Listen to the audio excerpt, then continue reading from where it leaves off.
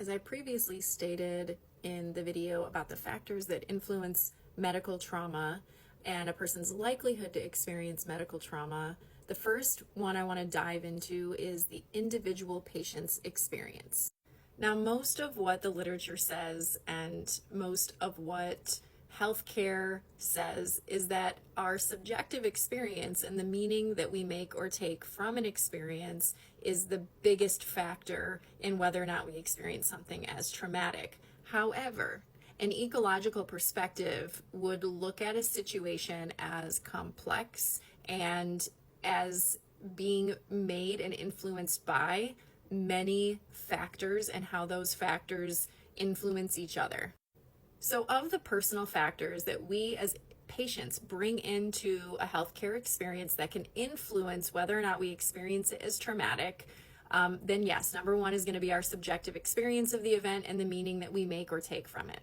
The second is going to be our personality. Generally, some personalities are more or less likely to experience something as traumatic. Like, for example, if we tend to be more of an optimist, we might be less likely to experience something as traumatic. If we have what they call a higher score in our personality on neuroticism, we might be more likely to experience it as traumatic.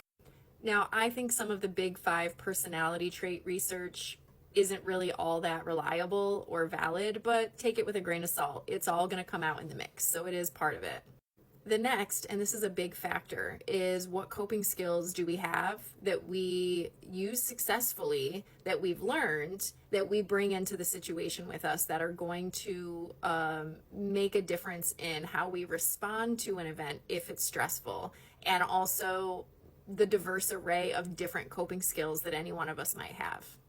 The next are going to be what available social or familial supports do we have? If we don't have supports, if we don't have people in our lives that are going to be there for us and provide us with either instrumental support or emotional support, then that's going to influence whether or not we're likely to experience something as traumatic. Our financial status and other lifestyle factors, but financial status when it comes to healthcare is a huge one. If we can't afford procedures or to go to a facility that might use more interventions that are less invasive, then that's going to influence whether or not we're susceptible to medical trauma.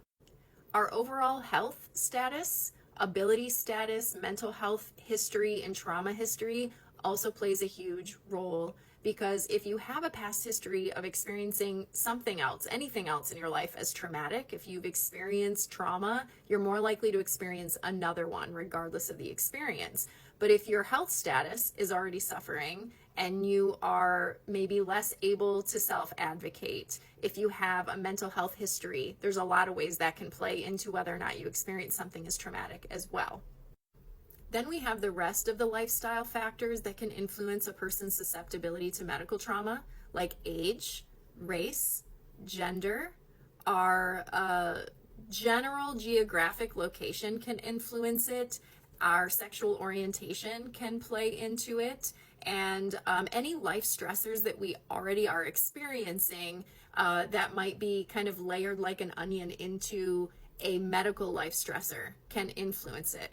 So think of this as risk versus protective factors. The more risk factors we have that could play into having a negative medical experience, the more likely we are to experience something as traumatic. The more protective factors we have that can shield us, even if we have some risk factors, the more protected we're going to be against experiencing a medical event as traumatic. Now, I want to add that a lot of these lifestyle factors have greater social, cultural context, and that is going to go in a different video, which I believe should be the fifth factor that influences whether or not we experience something as traumatic, something that I feel the book that I shared in one of my other videos leaves out and doesn't really address effectively.